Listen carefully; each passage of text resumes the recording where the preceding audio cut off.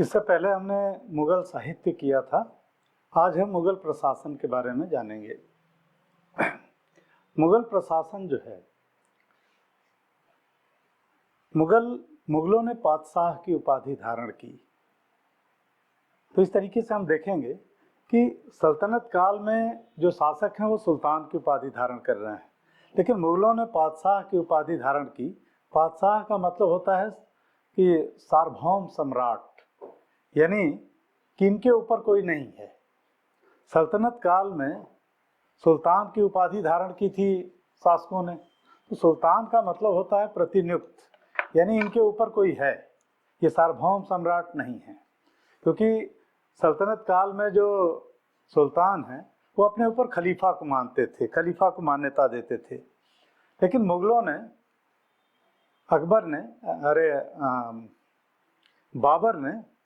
बाबर ने खलीफा को अपने ऊपर नहीं माना और इसने पातशाह की उपाधि धारण की, सार्वभौम सम्राट की।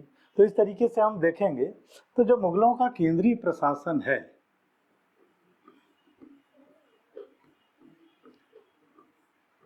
केंद्रीय प्रशासन में जो सम्राट है या पातशाह है, पातशाह सारी शक्तियों का स्रोत है। सारी शक्तियों का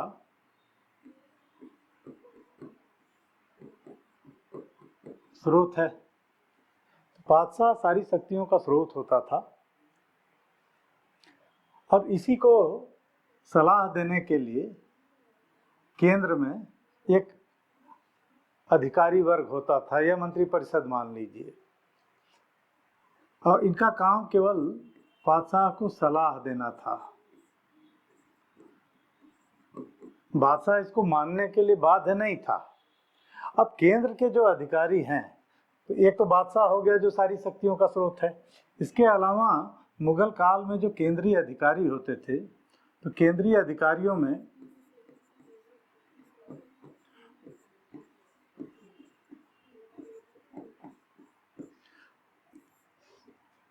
सबसे जो बड़ा पद होता था वो था वकील का।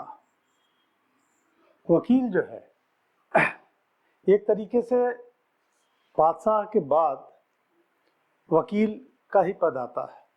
और वकील, मुगल काल में वकील बहुत शक्तिशाली पद था, और अकबर ने वकील बनाया था बैरम खां को। तो बैरम खां ये पहले वकील हैं, बैरम खां। तो ये अकबर के संरक्षक भी थे और वकील भी थे। लेकिन बैरम खां और वजीर के सारे जो शक्तियां होती थी वो वकील के पास ही होती थी शुरू में। लेकिन बैरम खां के अनुभव बड़े खराब रहे अकबर के लिए, क्योंकि बैरम खां के पास सारी शक्तियां आ गई तो बैरम खां उच्छृंखल हो गया था।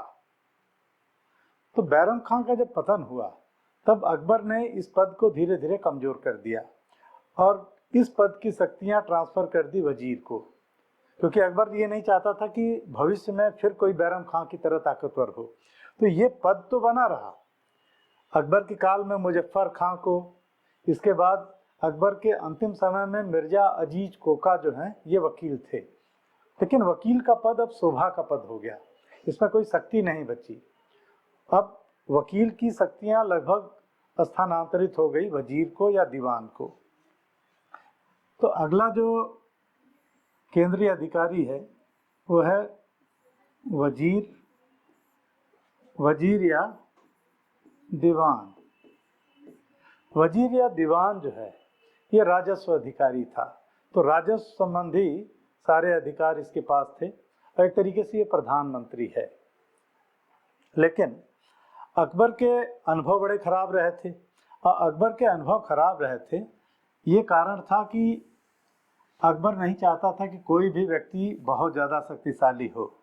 इसलिए जो वजीर या दीवान है,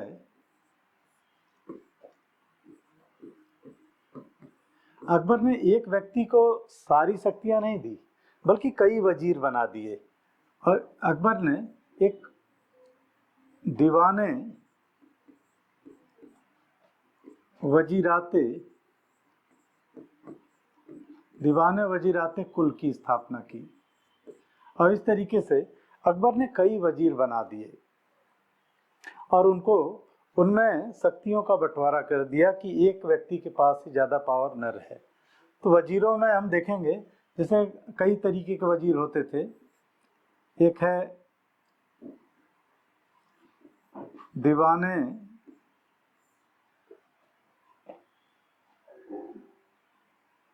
दीवाने खालसा, जो राजकीय भूमि देखता था। एक दीवाने बयूतात होता था। ये जो सरकारी कारखाने होते थे उनकी आय व्यय का विवरण रखता था दीवाने बयूतात। दीवाने तन, ये वेतन से संबंधित होता था, वेतन वेतन देता था। दीवाने जागीर, दीवाने जागीर जो जागीरों का वितरण करता था। तो इस तरीके से अकबर ने कई वजीर या दीवान बना दिए ताकि एक व्यक्ति के पास शक्तियों का संकेंद्रण न हो।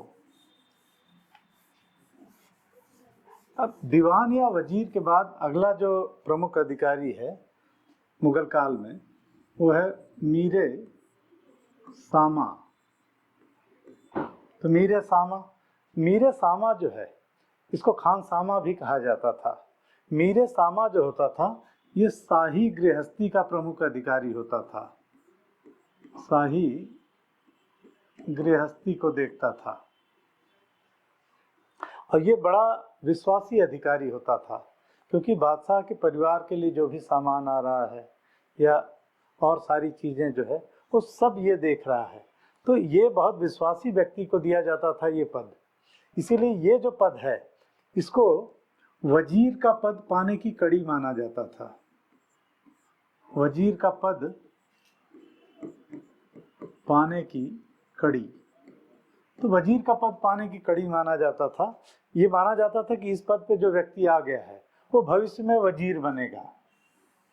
तो ये है मीरे सामा। मीरे सामा के बाद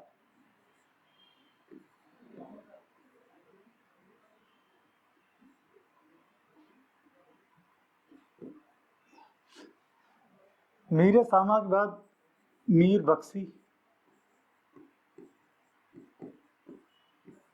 मीर बख्शी जो है ये सेना का प्रमुख अधिकारी होता था। तो सेना का प्रमुख अधिकारी, इसका काम जो होता था सेना के साजो सामान की व्यवस्था करना, सेना का प्रशिक्षण। लेकिन ये मुख्य सेनापति नहीं होता था, मुख्य सेनापति हमेशा बादशाह ही होता था। तो ये मीर बख्शी के बाद अगला अधिकारी था सद्र उस सुदूर। सद्र सुदूर जो है ये धार्मिक अधिकारी होता था, जो विद्वान लोगों को जो जमीन अनुदान में दी जाती थी जिसको सयूरगाल कहते थे तो उसकी देखभाल करता था। इसके अलावा बादशाह के बाद दूसरे नंबर का प्रमुख न्यायिक अधिकारी सद्र सुदूर ही होता था। प्रांतों में काजियों की नियुक्ति भी करता था ये। तो इस तरीके से ये सद्र सुदूर है।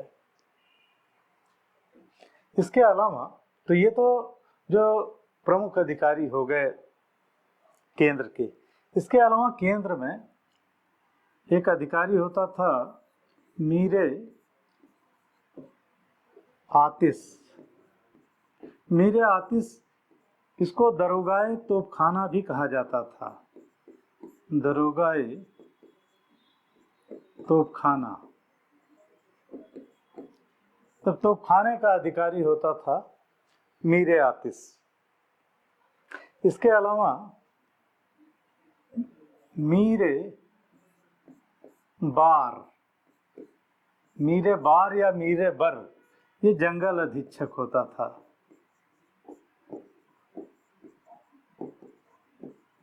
ये जंगल अधीक्षक होता था मीरे बर या मीरे बार। इसके अलावा मुस्तौफी होता था, ये महालेखाकार होता था। तो इस तरीके से ये केंद्रीय अधिकारी थे।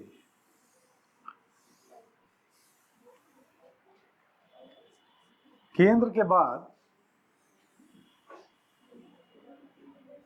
प्रांतीय प्रशासन देखेंगे हम।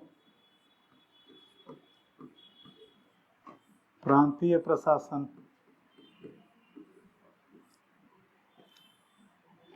प्रांतीय प्रशासन जो है, प्रांतों का जो गठन हुआ, साम्राज्य की सुविधा के लिए प्रांतों में विभाजित किया गया साम्राज्य को, और प्रांतों का गठन ये अकबर के समय हुआ था। तो 1580 में अकबर के समय प्रांतों का गठन हुआ। अकबर के समय, प्रारंभ में अकबर के समय 12 प्रांत थे, लेकिन बाद में जब दक्षिण के 3 प्रांत अहमदनगर, बरार और खानदेश शामिल हो गए, तो अकबर के समय प्रांतों की जो संख्या है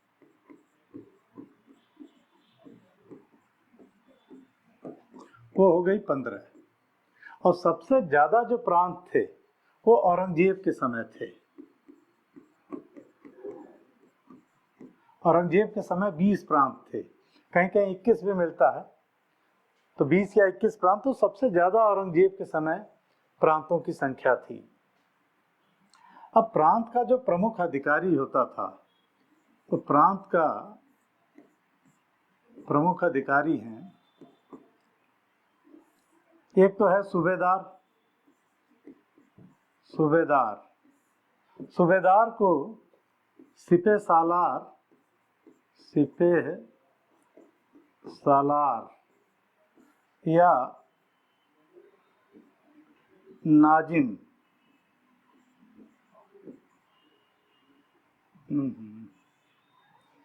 तो सिपह सालार या नाजिम भी कहा जाता था।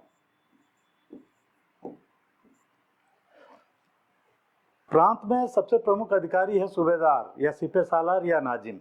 इसका काम होता था प्रांत में कानून व्यवस्था देखना, और इसके अलावा दीवान की सहायता करना राजस्व की वसूली में।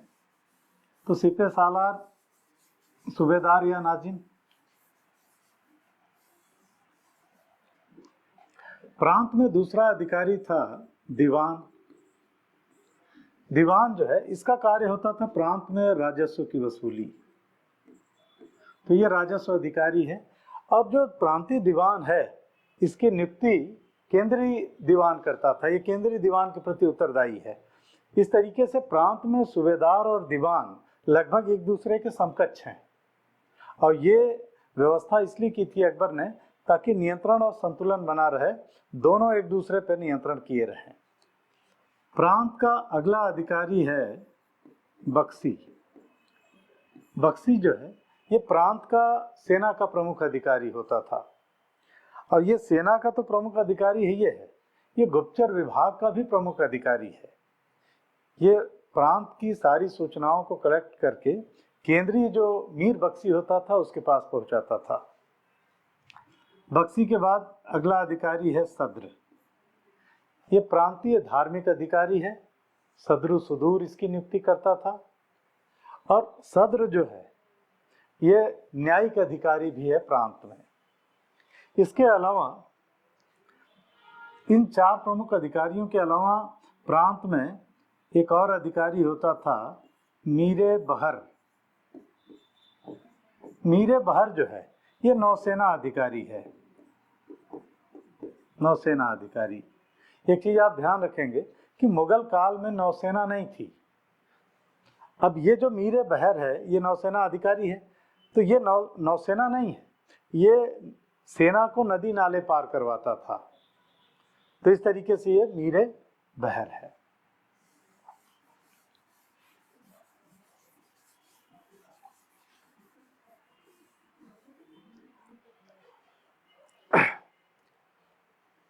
प्रांतीय प्रशासन के बाद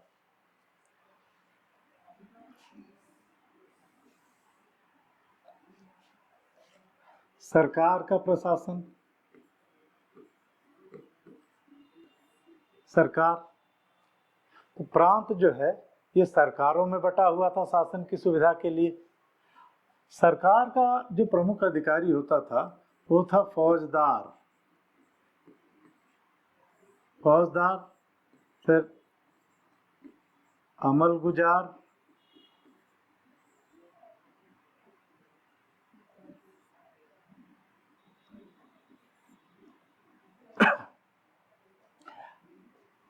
तो फौजदार, अमलगुजार, वितिक्षी, खजानदार। फौजदार जो होता था ये कानून और व्यवस्था देखता था सरकार में। अमलगुजार जो था ये राजस्व अधिकारी था। वितिक्षी जो है ये दूसरा राजस्व अधिकारी है। इसके अलावा खजानदार जो है ये सरकार का कोषाध्यक्ष होता था।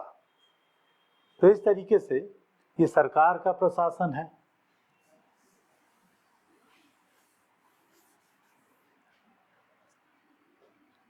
सरकार के बाद परगना प्रशासन। परगना जो है ये कई गांवों को मिला के एक परगना बनाया जाता था, जैसे तहसील होती है। परगने का प्रमुख अधिकारी होता था सिकदार, सिकदार, आमिल,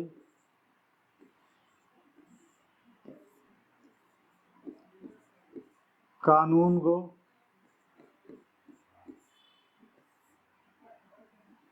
और फौजदार। सिकदार जो है ये परगने में कानून और व्यवस्था देखता था। आमिल जो है ये परगने का राजस्व अधिकारी है। जैसे अमल गुजार सिकदार सरकार में राजस्व अधिकारी होता था, वैसे ही आमिल जो है ये राजस्व अधिकारी परगने में होता था। कानूनगो जो है, कानूनगो ये चलता फिरता लेखा है एक तरीके से। ये इसके पास खेतों का लेखा जोखा रहता था, मानचित्रण रहता था, कितना किसका बकाया है ये अमल गुजार के पास, कानूनगो के पास रहता था। और कानूनगो पटवारी की सहायता से वसूली करवाता था। तो ये पटवारी के ऊपर का अधिकारी है कानूनगो। और इसके बाद फौजदार जो है ये जैसे सरकार में खजानदार का काम होता था, वैसे ही परगने में फौजदार जो है ये कोषाध्यक्ष है। तो इस तरीके से ये मुगल काल में जो परगना प्रशासन है। परगना प्रशासन के बाद ग्राम प्रशासन। ग्राम प्रशासन जो है, गांव हमेशा से आत्मनिर्भर रहे हैं। गांव के प्रशासन के लिए जो गांव के मुखिया होते थे वो देखते थे गांव का प्रशासन। तो गांव का जो मुखिया होता था उसको कहते थे मुकद्दम। तो मुकद्दम ये गांव का प्रशासन देखता था। इसके अलावा गांव में सबसे छोटा जो राजस्व अधिकारी होता था वो होता था पटवारी। तो पटवारी ये सरकारी अधिकारी होता था। तो मुकद्दम गांव का प्रशासन देखता था और गांव की जो राजस्व व्यवस्था है वो पटवारी देखता था।